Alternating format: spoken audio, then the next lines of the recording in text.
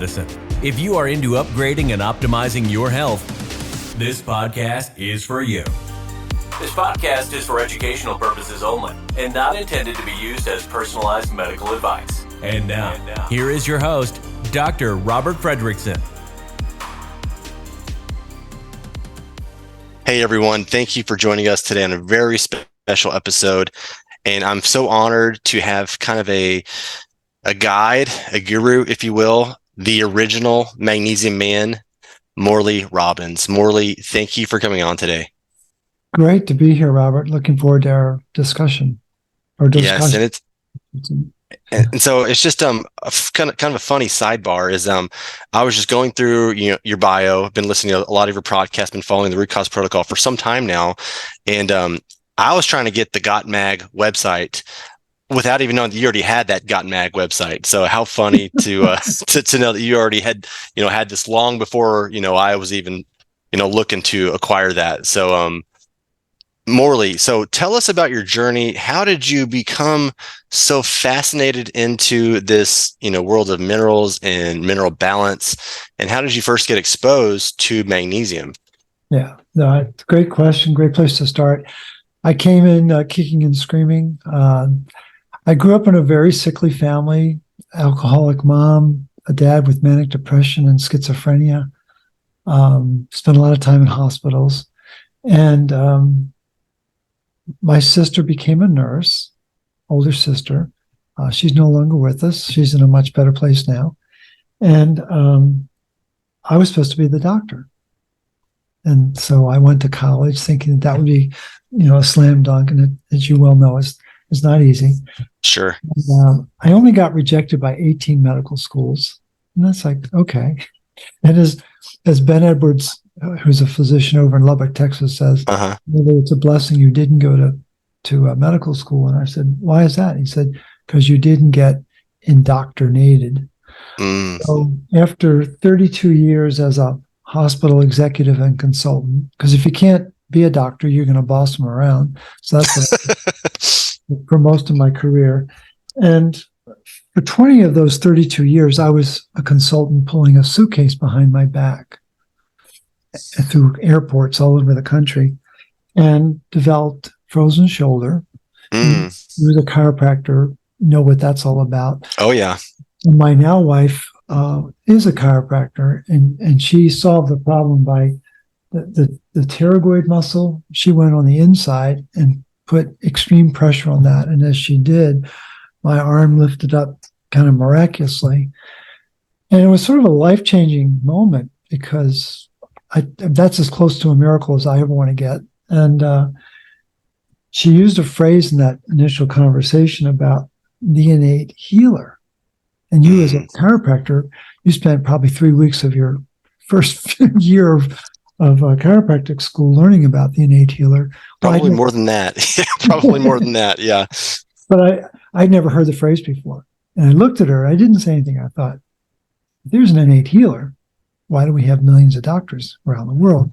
And so the whole object of my book, Cure Your Fatigue, is it's all about the innate healer. It's about copper.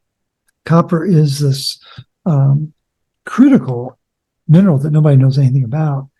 And I didn't come upon that right away. And as you noted, I cut my teeth on magnesium because when I started to realize that there was an innate healer, I'm going to start to research it. And I was focusing on minerals. I couldn't tell you why minerals, but I felt that was an important piece of the puzzle. My son, who was in graduate school at Stanford in biochemistry, told me about the importance of enzymes. And I think that might have sparked minerals are what activate enzymes.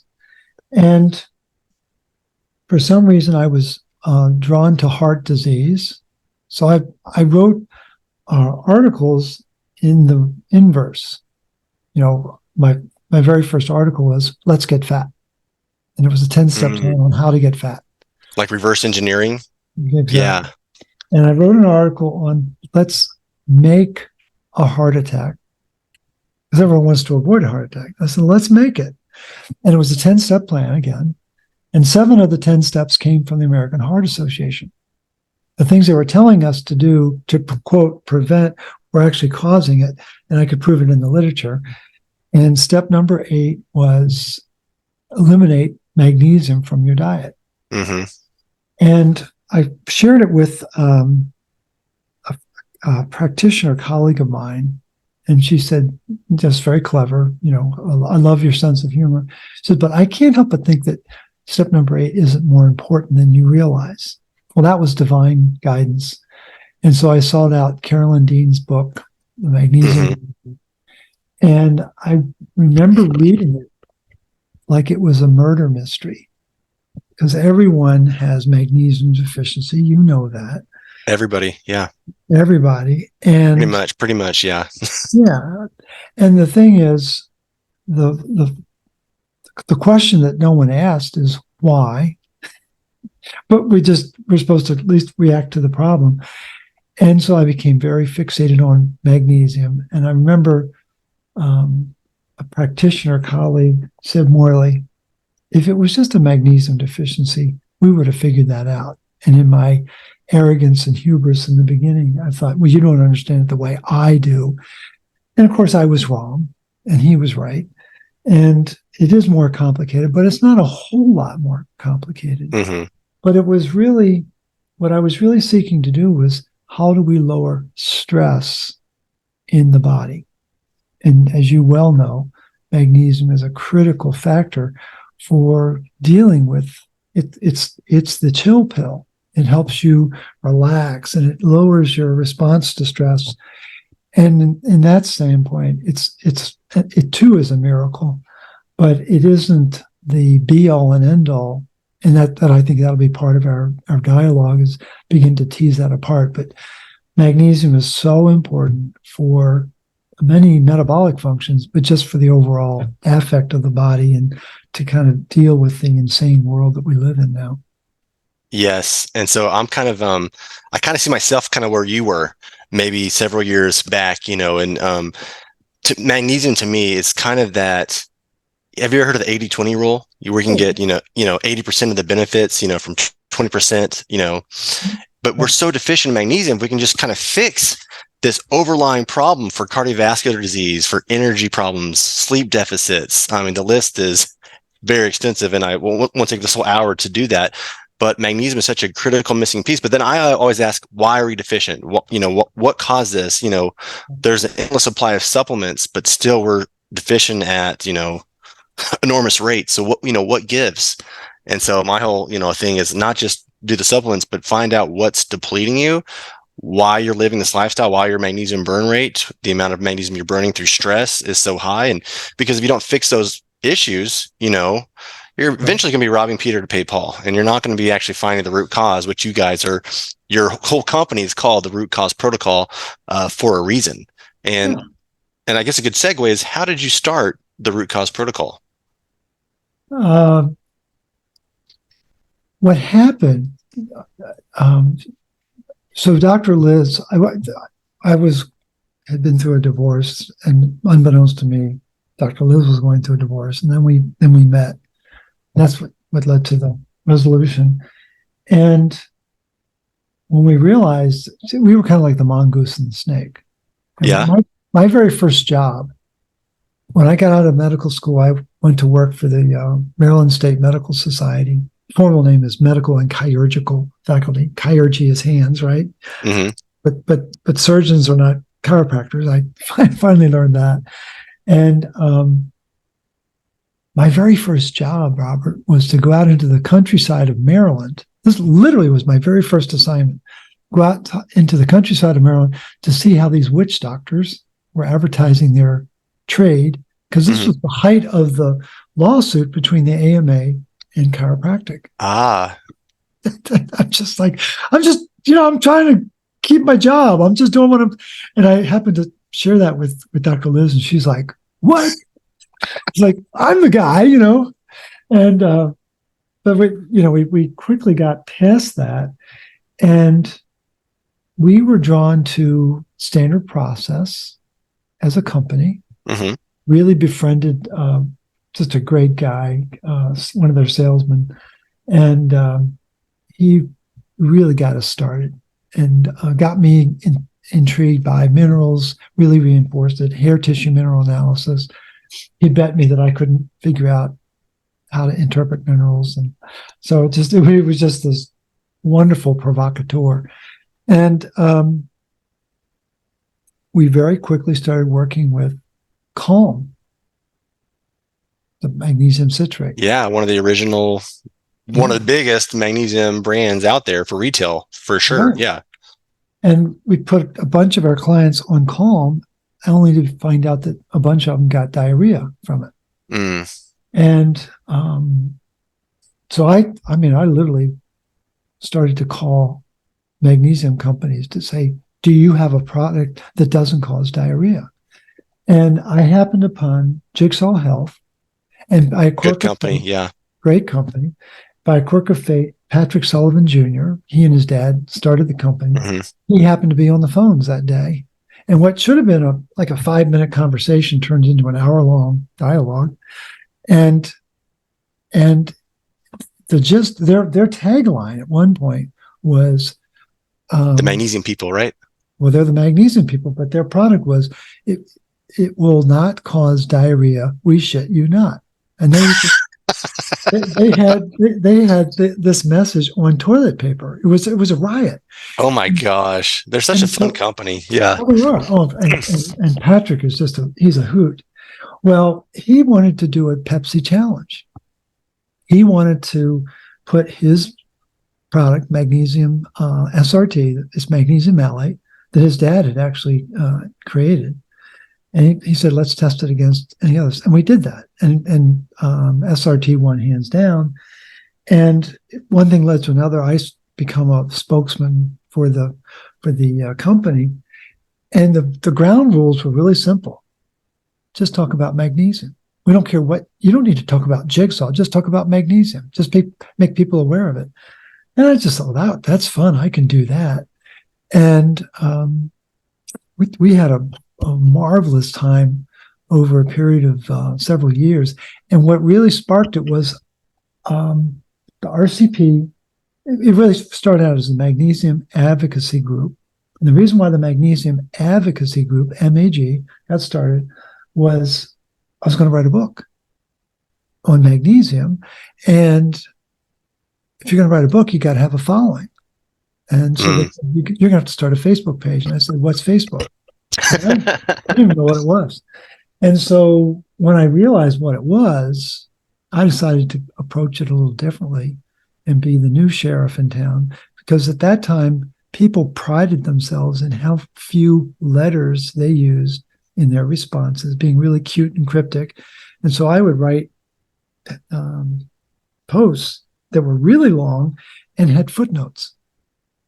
References, yeah. References, and people freaked out. They're like, who is this guy? And then the MAG group started with 2 people and a dog, and now it's got 250,000 people around the world. Wow, that's amazing. And the funny thing is that the book did not get written. They wanted to have me write it with a physician. And the guest writer in that trio was just a great guy. And he actually ended up being the guest writer for my book. But we came to blows when I started challenging the doctor with what he knew. And I said, well, let's talk about the metabolic dysfunction that's taking place in cardiomyocytes. And I started to get into the real weeds of what was happening metabolically. And he said, oh, so you want to pull the curtain all the way back. And when he said that, Robert, it was like a red flag in front of a bull. I went bullshit. I'm like, you know this and you don't talk about this? And I walked away from the project. And let's just say it was a historic moment. And the relationship with Jigsaw came to an end. And then we actually teamed up again later. But that's what got me started, is the desire to write a book and it probably took me 7 years before I finally got to writing the book. For copper, right? No, actually, it was even longer than that. Oh my gosh, it was about 7 or 8 years, about 8 years. And the book about copper was, along the way, what I came to learn is that there's a relationship between magnesium and copper and iron. And in a nutshell, we live in a world with very little copper, and I'm sure one of our conversations will focus on that. Definitely. And when you're low in copper, iron builds in your tissue, especially in your liver initially, and then it'll build in the heart and other places in the body. And when iron is high, guess who takes it on the chin? It's magnesium. Mm-hmm. There's this massive magnesium loss. And that's the origin.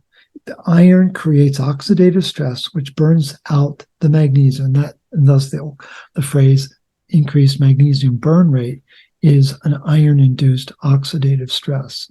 And we can tease that apart in other conversations. But once I realized there was this triangular relationship, then my focus said, well, let's focus on copper to prevent iron buildup and to prevent magnesium loss. And that seemed like a win-win.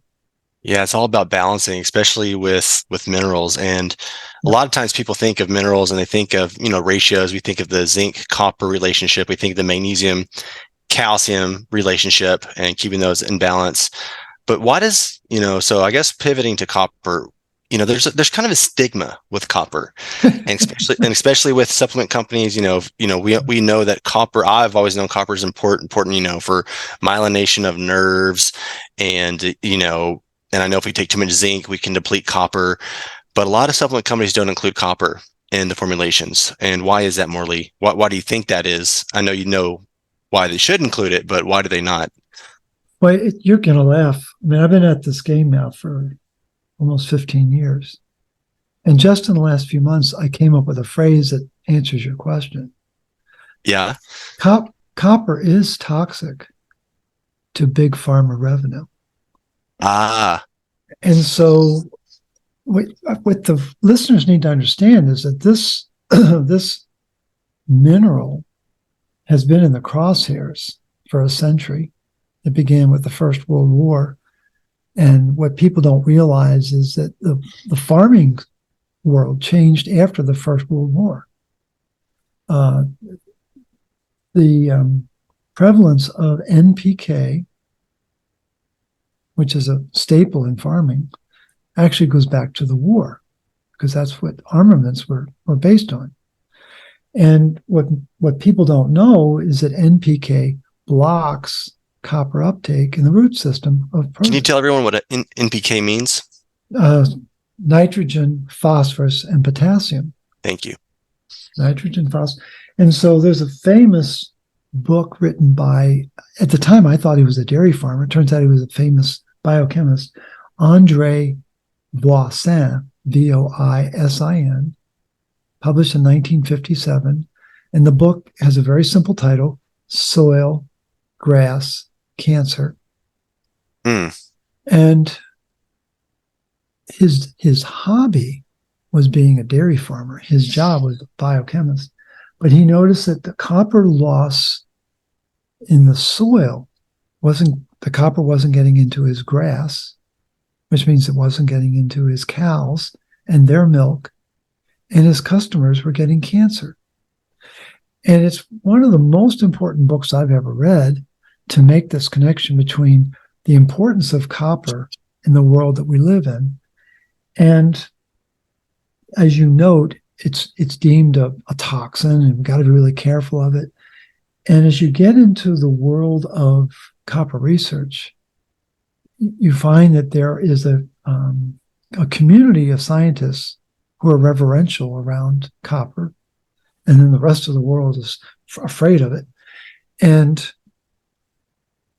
what's important for people to realize is that the reason why we're on this planet, the reason why you and I are having this conversation on fancy devices, is because higher order interaction, higher order technology requires more energy.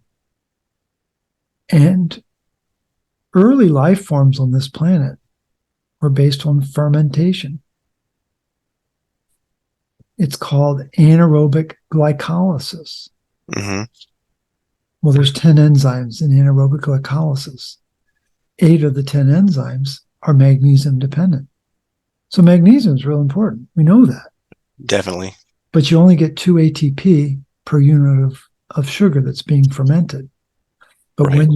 when you oxidize it, when you introduce oxygen into the equation, which happened a long time ago, and you burn that glucose or you burn that fat, suddenly you go to 36 ATP burning a unit of glucose, or you go to 140 units of ATP burning a unit of fat. And that comes at the permission of copper, because copper is what allows us to work with oxygen. Copper allows us to harness the energy of oxygen. It's the only mineral on the planet that can work with oxygen and iron at the same time and not cause static. I mean, it's an absolute gift. And so there's a lot of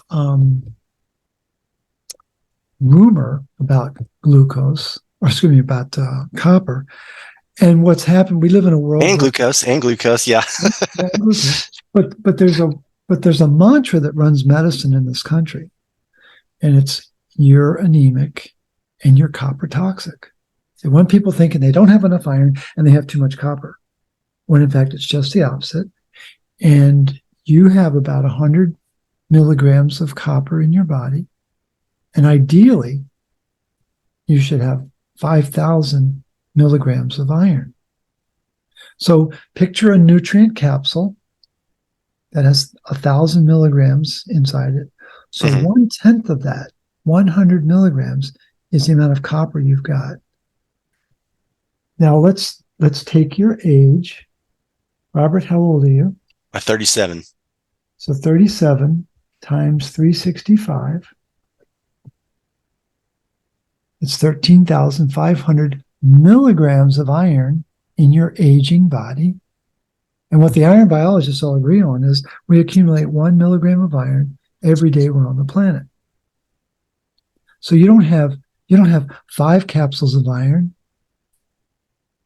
You have almost 14 capsules. Right. And suddenly this 50-to-1 ratio of 5,000 iron to 100 copper is now much higher. The ratio is dramatically higher, right? For sure. And so you went from a 50-to-1 ratio to 135-to-1. And that's what causes aging.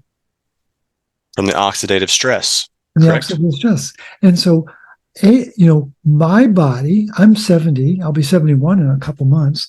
I've got twice as much iron in my body as you do, because I've been on the planet twice as long. And I'm working like a fiend to try to get rid of that iron and do what I can to increase the copper. But make no mistake about it, there's no mystery to aging. The word aging is a polite way of saying iron accumulation.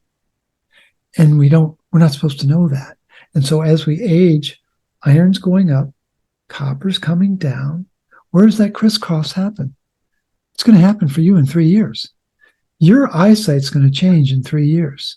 Your aches and pains are going to have an uptick in 3 years. Don't jinx me, Morley. Don't jinx me. I'm just the facts, ma'am. And so this is what is fascinating, is when people realize, yeah, you're right. I did get glasses when I was around 40. And that's when the crisscross between iron and copper takes place. So it's a provocative concept, but what people lose sight of is how simple this can be to manage and correct. And what I really get excited about is young Turks like you saying, we got a problem, but we can solve this problem. And you're really passionate about it, which is what it's all about. And it doesn't need to be complicated. We just need to be level-headed about it, understand what the dynamics are of our metabolism, and be willing to tweak the edges of the stress in our lives and just teach people how to eat real food, deal with their stressors, regular chiropractic care. I mean, I'm a firm believer now that I understand it. And it's like, it doesn't need to be complicated. We just need to be disciplined about doing it. But the problem, Morley, is there's so much confusion out there now. Everyone, No kidding. and it really just boils down to the basics. We kind of know, well, we do know what to do, but then we get misguided.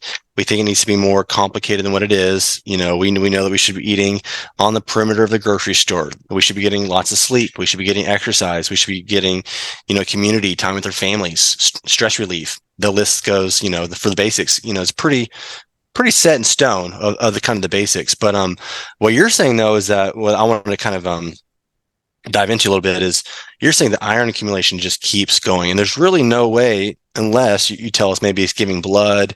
And I know you're a big fan of that with the root cause protocol.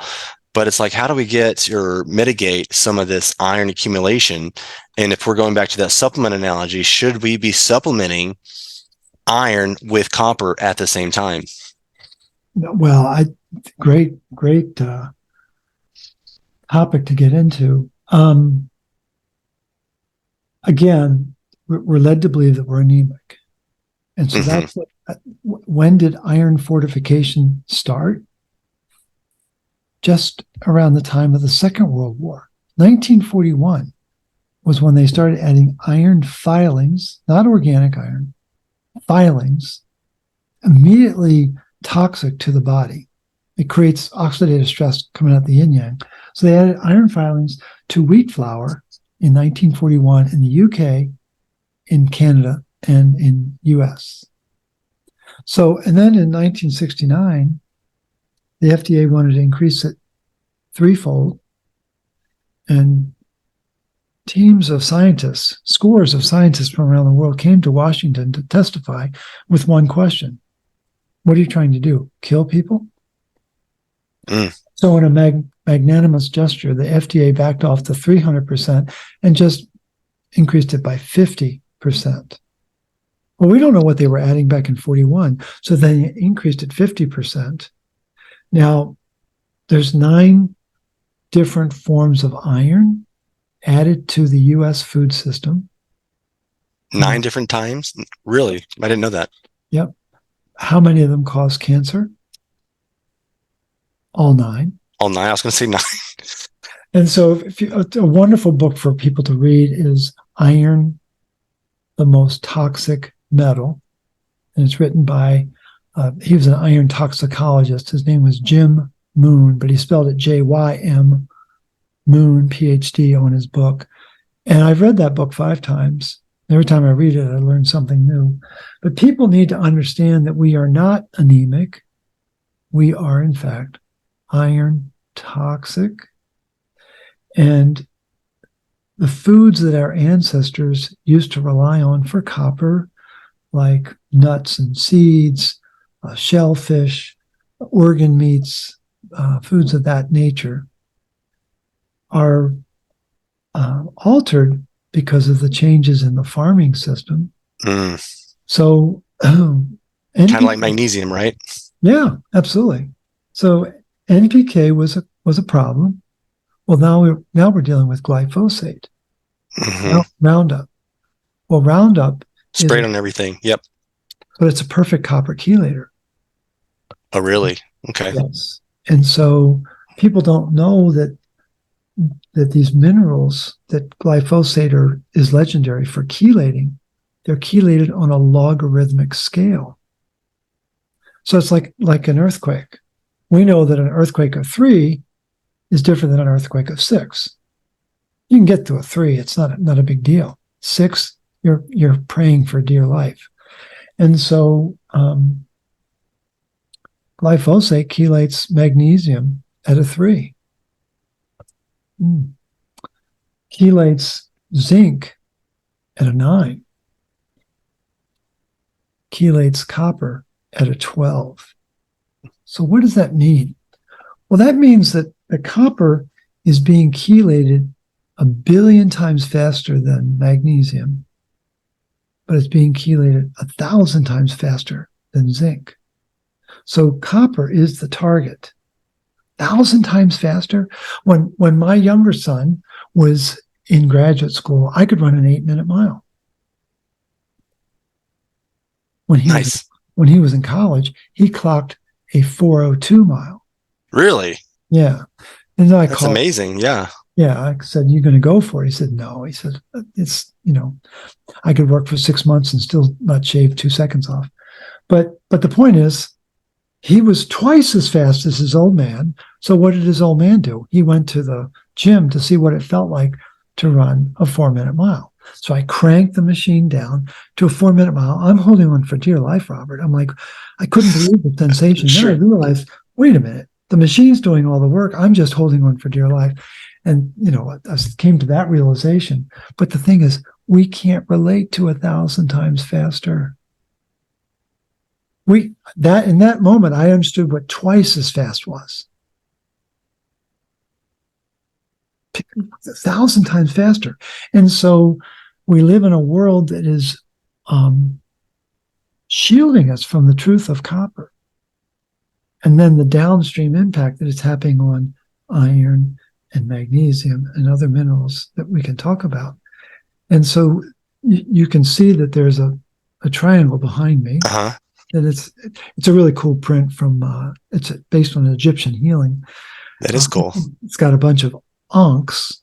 Most people don't know that an ankh is not made of gold. It was made of brass. It was copper. And, but there's a triangle. There's a hierarchy. Copper's at the very top. Really? In my world. There's no question about it. And that comes on the heels of years and years of knowing that magnesium was on the top. And so this has been a real flip for me intellectually to realize that we're always learning and we're always evolving. But people need to realize that it isn't complicated, but you have to suspend what you know, because we only know what we know. And what we need to do is embrace what we don't know. And that's not easy. It takes takes a certain resolve to do what you do, to write a book and to really humble yourself to what you didn't know, and then be willing to share with your public on what you do know. But there's always something we don't know. And always. And so I start every day with 2 to 3 hours of research, and I never know where I'm going to go. And it's been a fascinating process for 15 years of just, there's so much to learn, as you well know. And I'm a curious guy, and I spell curious, CU hyphen RI. Of course you do. Yeah, CU is a copper for everyone listening on the periodic table. So Morley, we have I love to research, and maybe mine's not as 2-3 hours a day, but I definitely spend what I consider a large portion, definitely in this book, of researching 2 to 3 hours. But where do you find your inspiration? Where do you find your how do you organize what you're going to research next? Is it something that you just learn from the news, or questions you come up from your community? I know you have a big following with your magnesium advocacy group and the root cause protocol group. Where do you find, your searches? Are you just a PubMed, connoisseur? What is your Google Scholar? Where do you, or do you have updates? How do you keep going, for this long? Well, that's a wonderful question. I don't think anyone's ever asked that question. So thank you for asking. Uh-huh. I made a solemn pledge to the truth when I was younger than you. And I in no way am I a perfect soul, and I don't walk on water. I tease people that I wear waterproof shoes, but I'm human. I make a lot of mistakes. But I really, to the extent that I can control it, I really try to dedicate myself to finding the truth. And so that's been the underlying theme for 15 years. What is the truth of human metabolism? And what I think is a cornerstone of that truth is it's all about energy. We got to be able to create energy to deal with our stress. And where that kind of came center stage was coming across a quotation by Mark Hyman, famed functional MD at Cleveland Clinic. And he said, stress is the body's inability to make energy for the mind to respond to its environment. And what you as a chiropractor, but as a magnesium expert know is as the level of magnesium drops in the body, our focus becomes very narrow. And it's a biological response to stress because the body needs to go into fight or flight and either run away from the problem, needs to have real acute vision about where it's going, or it's going to have to fight the bear. But this narrowing of the field of vision, and that's not necessarily good because we've got so much stress in our world now. But the key is making sure that people realize that all we can do is make energy to respond to stress. And so that became my overriding focus. And the theme that I use now is ignore the enemies, because that's what most medicine is all about. Let's kill the bugs, let's kill the whatever it is. But ignore the enemies, ignite the energy. And that's why the book is entitled Cure Your Fatigue, because all 30,000 conditions that are profiled in the Merck manual start with cellular energy deficiency. And so the preeminent focus is to make energy. And there's a blueprint that runs our body. You know that. You studied it. And it's the nervous system, right? We've got the sympathetic, the parasympathetic, the peripheral. But the nervous system runs on energy. If it doesn't have energy, it can't communicate. And so I really seek to get people to realize that the fight that Pasteur was having long, long ago, back in the 1850s with Béchamp, was about energy. Pasteur was trying to focus on the particle, the enemy, and Béchamp would say, let's talk about the field, the energetic field. And when the energetic field is right, there are no pathogens. And that's not taught in doctor school. And so I think people just need to know there's a very simple kind of rheostat. And when the energy is right, the pathogens don't exist. And we're led to believe that they are permanent and, you've got a disease. And that's just programming. Once people find out they're diabetic, then they'll go research diabetes. Say, well, that's exactly what I'm experiencing. And then they think they're broken. And I'm sure you deal with that all the time.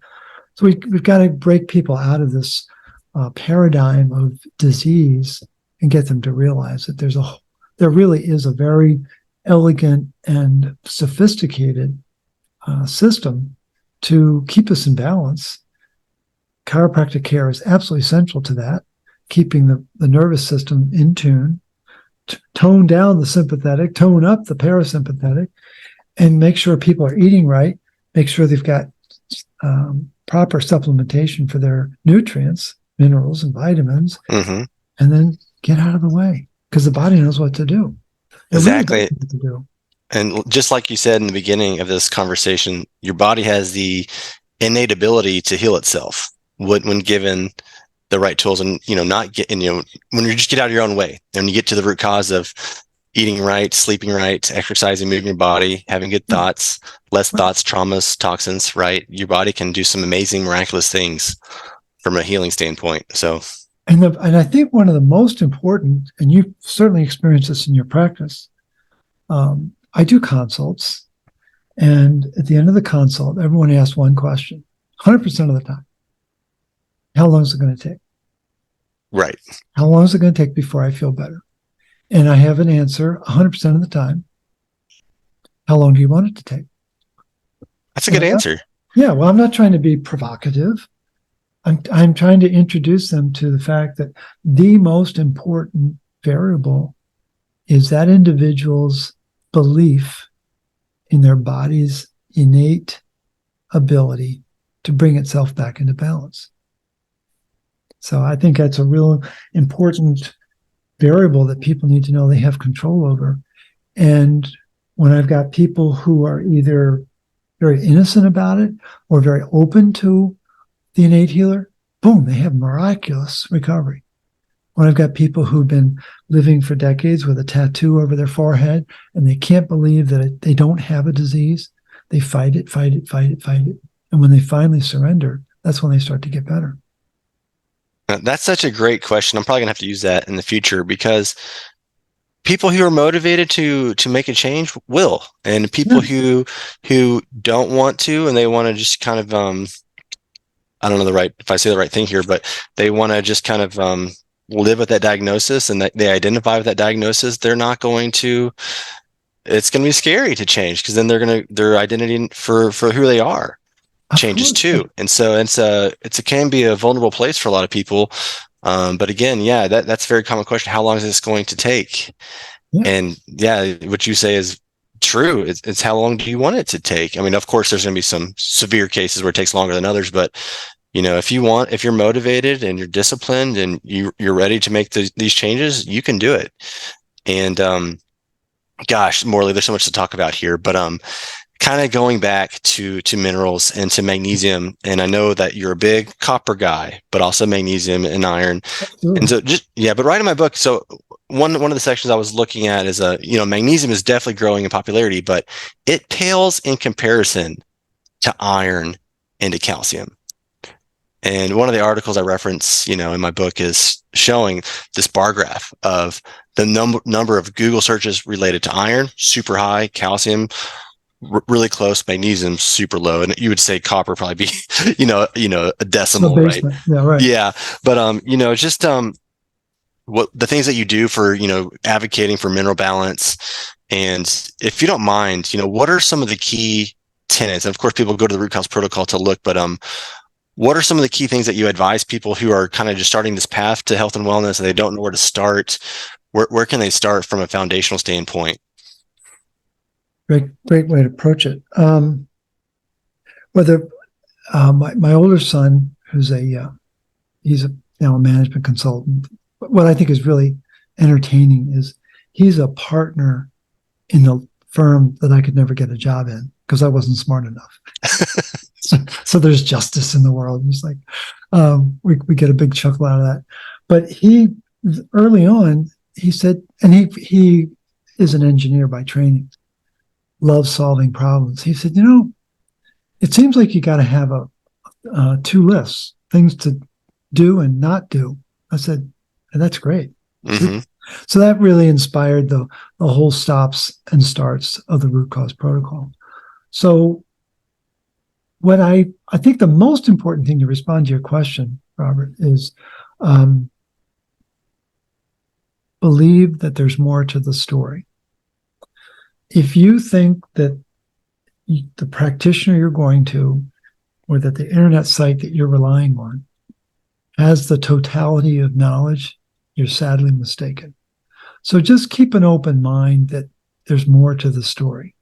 And there's probably way more, as evidenced by your bar graph. We got this iron calcium thing going, and not many people know about magnesium, and there are very few. There's a very small fraternity of people that know about copper. So just know that the world is not quite as you see it. I grew up as a contrarian. I grew up without a father figure. So my dad left home when I was 6, never to come back. I'm sure that's been tough. Yeah. Well, yeah. It's just, we all have a cross to bear, but it's become a blessing for me because I question authority.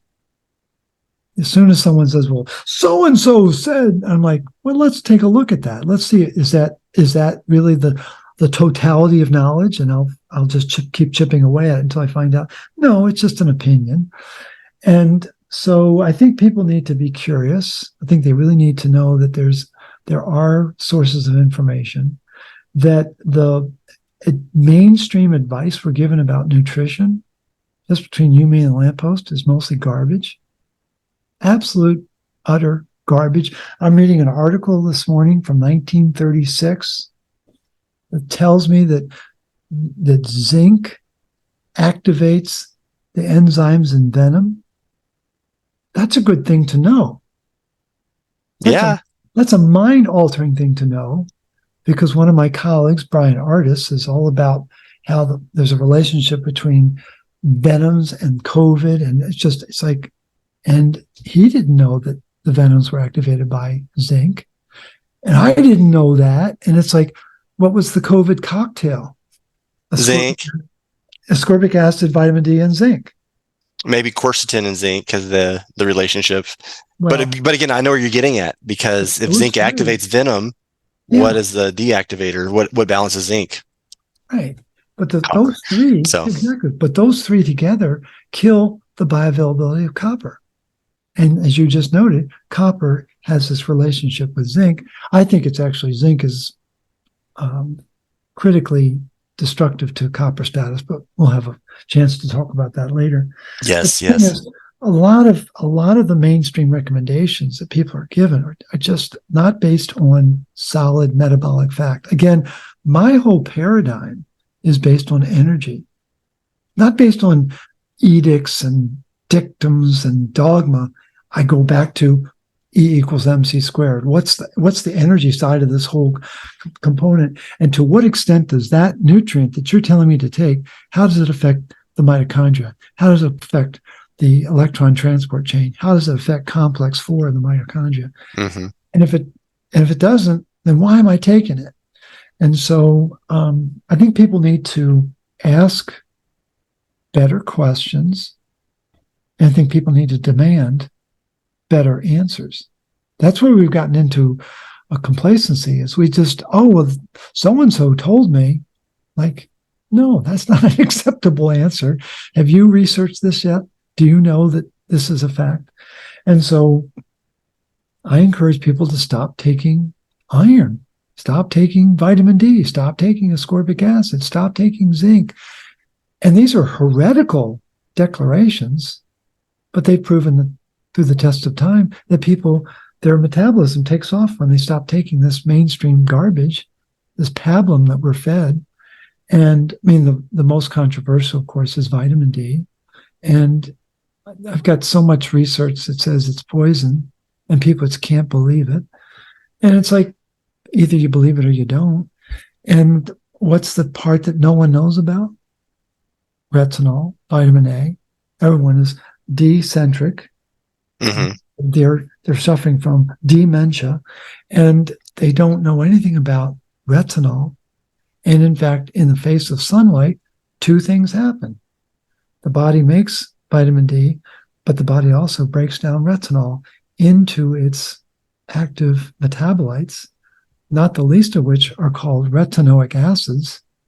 And those are hormones that are more powerful and more important than anything that vitamin D can do.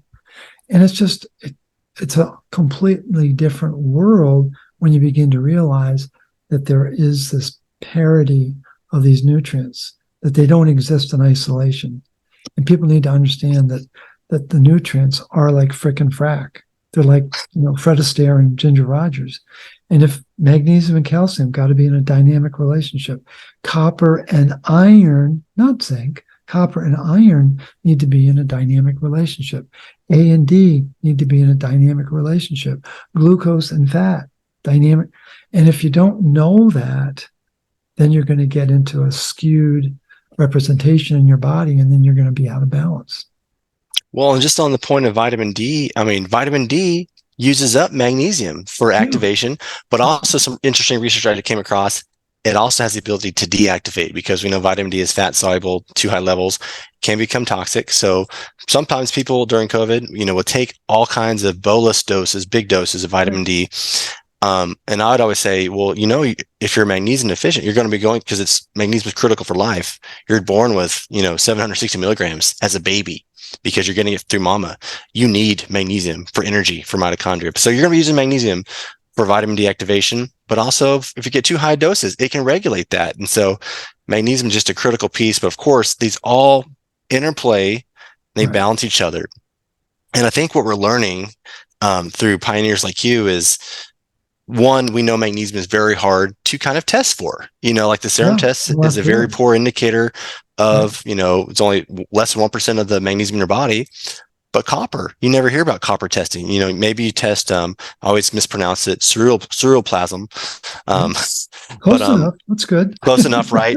But it's one of those things. And if vitamin D is getting more testing now, but before it was it was always an add-on for testing. Magnesium is only tested in the hospitals, right. But anyways, you'll get a kick out of this. So, one of my students is a dentist. A very good friend of his is a very high-profile functional MD up in Manhattan. And he arranges a conversation with this guy. And he gets on and he says, Morley, I really enjoyed your book. I think you've got some great ideas. He said, but I completely disagree with you about vitamin D. I said, that's fine. I get it. I said, I'm just curious. What are you finding when you test for active vitamin D? Mm-hmm. He said, what? I said, well, you're testing storage. He said, yeah. I said, well, you got to test active too. I do. And suddenly, in a matter of minutes, I had him right in the palm of my hand, and I introduced him to the reality of the difference between storage D and active D. And storage D fluctuates with sunlight, and active D is a constant. He never knew that.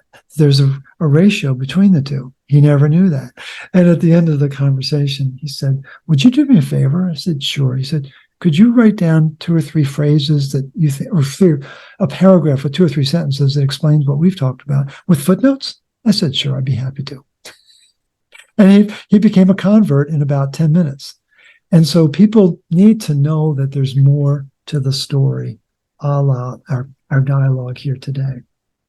And we're just scratching the surface today. And I feel like when I post this, there's going to be a lot of questions because people are going to be like, what happened? What's going on with vitamin D? And so we might even have a whole conversation about that. And of course, we barely scratched the surface with copper. And kind of tying this back into, kind of more of a focus today on maybe magnesium. What is a good rule of thumb for dosing magnesium, in your opinion? The world's authority on magnesium was a physician named Mildred Seelig. Yes. An amazing pioneer in the magnesium factor. Exactly. And I actually interviewed her and her co-author, Dr. Andrea Rozanoff. Did you? So, yeah. Yep. I've spoken to Andrea a number of times, but never had a chance to talk to Dr. Seelig. I think she passed away in 2006, 2008. I believe so, yeah. Before I really got into this work. Mm-hmm. But she had a rule of thumb of 10 milligrams per kilogram body weight. So I just turned that into English, which is 5 milligrams per pound. And so that's the rule of thumb. Mm-hmm. And so if you weigh 100 pounds, you want 500 milligrams of magnesium a day.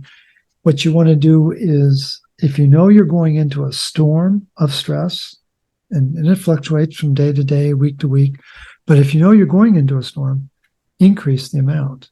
Maybe it's 6 or 7 milligrams per pound, because there's going to be, as soon as the storm rises, the magnesium burn rate is going to rise too. Mm-hmm. You just need to anticipate that. Yeah, and so I'm definitely that's part of one of the parts of my book, and I take about 800 to 1,000. So I'm kind of right in line, about 200 pounds, maybe 210. Yep. But I tested my levels the other day, and it was funny that my serum had shifted down.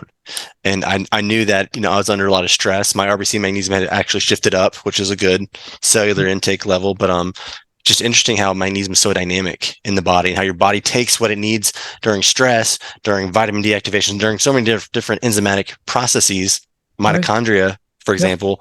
But again, most people have no idea about this dynamic interplay of minerals. And so, and the most important stress for people, we all relate to emotional stress. Oh, I just had an argument with my spouse, or my boss is a jerk, or whatever. Sure. But what Dr. Seelig talked about were 4 different types of stress. There's environmental stress, there's physical stress, there's physiological stress, and then there is this psychological, emotional stress. But there's one that she didn't, I guess she would argue that she would put it in the physiological, but the biggest stressor of all on this planet is oxidative stress. Mm. And so iron loves to play with oxygen. They have a magnetic attraction for each other. And when they come together, you're going to have what are called oxidants, accidents with oxygen, and they become reactive and they create chaos inside the cell and outside the cell. And so people need to understand that this oxidative stress is a very real phenomenon. It's very central to our being. Magnesium is critically important for helping to maintain that. But when the scales tip and iron gets the upper hand because copper is MIA, then magnesium loss is going to accelerate. So this oxidative stress is very pivotal to our vitality, because here it is in a nutshell. In order to make energy on planet Earth, we need to turn O2, the oxygen molecule, we need to turn O2 into 2 molecules of water, 2H2O. And when that happens, when O2 becomes 2H2O, it releases the energy precursor molecules called ADP, and there are 3 that get released. Every time O2 becomes 2H2O, 3 ADP go over to complex 5 and become 3 magnesium ATP. And we make our body weight in ATP every day. So it's a really important, and so the mechanism of creating ATP, it's a little rotor that's at 500 revolutions per second. We can't relate to that. If you're really good, you probably can do 1 pirouette, maybe 2 if you're really, really good. Sure. But 500 per second, and it's throwing off magnesium ATP as it's doing that. 3 magnesium ATP every time it goes around. And so people need to understand how important magnesium is, but they need to really understand that this whole process of harnessing oxygen is where it's at. And we've got to be able to turn O2 into water. The mitochondria, they're water wheels. That's really what they do. And that process can only be done in the presence of copper, because copper is what moves electrons and hydrogen atoms to oxygen so it becomes water. And it's genius. It's absolute genius. And nobody talks about it. Doctors aren't taught that. And it's the most important chemical transaction on planet Earth. Because without energy, we don't have life. Mm-hmm. That's it. That's the whole caboodle. Yes, the next part of this conversation is definitely going to get more in depth on copper and the stigmas behind copper and highlighting copper, how to dose copper. I feel like that we wouldn't be doing it justice if we did it today. But as far as magnesium goes, I know you have a lot of insights and formulation from a supplement standpoint. What are your favorite forms of magnesium? That's a very popular question among a lot of people. What types do you like the best? Mm-hmm. Well, there are 4 categories of magnesium. So you got magnesium in the food. So anything that's green is going to have magnesium. Mm-hmm. That's a good thing. You have magnesium water. Mm-hmm. The richest magnesium deposits on the planet are in Poland. And so run to your local Polish market and get some of their Polish waters. It's a great source of... Are there any brands you recommend or anything? Or I don't have brands per se, but whatever they've got in stock, they're sure. going to be Yeah. with magnesium. We've got transdermal. We've got magnesium sulfate. We've got magnesium chloride. They have different properties, but they're both good.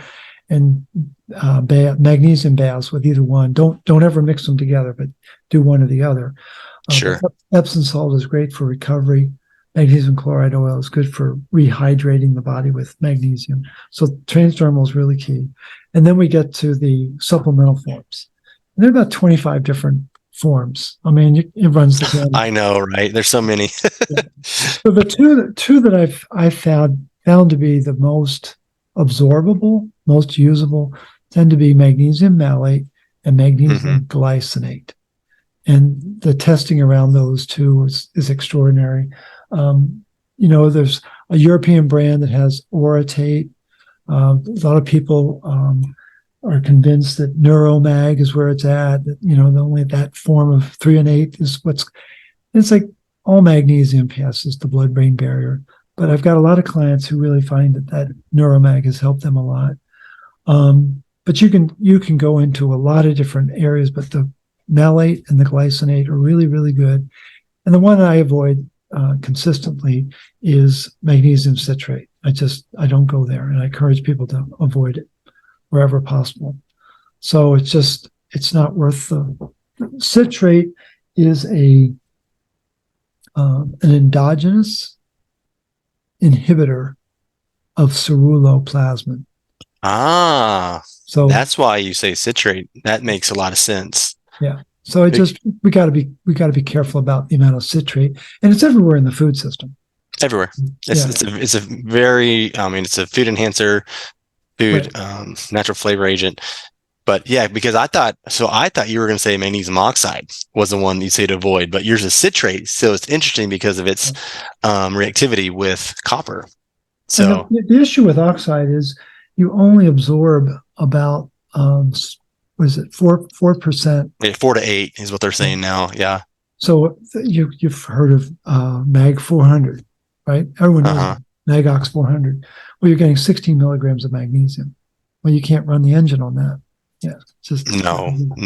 And unfortunately, a lot of the studies on magnesium are done on the inferior Magox because it's so readily available. And so I always say, if a study says, magnesium didn't work, what form did they use? That's the most important question. Yep.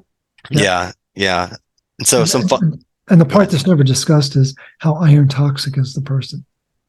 Never. Yeah, that's never even considered. Yeah. But I agree. I love magnesium malate. I love magnesium glycinate. I take a blend with both of those. The 3 and 8s are very cool. But I love what you said, that all forms cross the blood-brain barrier. And I always say that too. But magnesium 3 and 8 has the studies that back it. We don't have any comparison studies comparing the amount of brain saturation at this point. That would be great to have. But of course, studies cost a lot of money. So Morley, a couple of fun questions before you take off. And I'm really interested to hear your answers to this, because if you had to take a supplement or mineral or herbal, tincture, whatever it could be, on a desert island with you, what would you choose to take with you and why? Well, it's going to sound self-serving, and that's not my intent.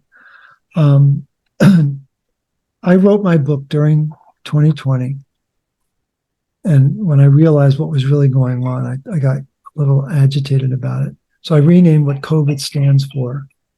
So COV stands for coppers vanished, and ID stands for irons dysregulated.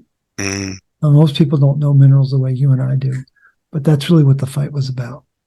And so anyone who's got long haulers, COVID, is a copper desert. And so then the next year, I developed a copper supplement, and it's called Recuperate. And it's got desiccated beef liver, it's got spirulina, turmeric, and copper bisglycinate. And I'll tell you, if you could only take one supplement, that supplement, because of the nutrient density of the beef liver and the spirulina, and what turmeric is known to do with a very bioactive form of copper, boom, it will help to normalize and regulate in ways that people can't imagine. So that's where I would, if stranded on an island, that would be the one thing I'd want to have with me, because it's going to reach so many parts of the body. And liver's so nutrient dense. And so that's great. Okay, so if you could put up a 1 to 2 sentences on a billboard on the busiest freeway in North Carolina or wherever you want people to see this message, what would you put on there? You are not anemic. You are not anemic. Yeah. Love it. Well, Morley, this has been a pleasure and an honor to learn from you and learn your insights, and to all the research that you've done throughout the years. I just want to say thank you for your dedication to minerals specifically. Where can people find you? Where can people find your resources online? Yeah, and learn more about you? Absolutely. There's two there's social media. There's Facebook. There's a magnesium advocacy group, and then there's the RCP page, Root Cause Protocol page. We have an Instagram account. I think it's just called Root Cause Protocol. Website rcp123.org. For people who want to reach out to me, my email address is my first and last name, Morley Robbins @gmail.com. And for those hardy few who love to touch base, here's my cell phone, 847-922-8061. Podcast hosts always blanch when I give out my phone number. I don't worry. The people that need to chat with me, seek me out. Most people leave me alone. Thank God. It's just, I know there's people that need to have that dialogue, and I'm happy to be able to have the conversation. So I look forward to it. Morley, thank you for sharing that information, and very kind of you, and thoughtful to provide that contact information, which I've very grateful. Because you never know who's going to hear this and who wants to personally reach out, and I really appreciate this. So Morley, thanks so much for coming on today. I look forward to a part 2 here in the near future to talk more about copper and its implications on health and wellness. So Morley, thank you again for coming on. Absolutely. Thanks for the opportunity. I'm looking forward to part 5. Part 5. Oh, me too. Thanks for listening to the can't wait for some good Fredrickson questions Health on this topic, especially the vitamin D. So anyways, we'll talk soon, okay? Not intended to be used as personalized You too. medical advice. Be sure to subscribe to this podcast so you don't miss a single episode. While you're at it, leave us a rating and review. Follow us on social media and subscribe to our email newsletter for more information.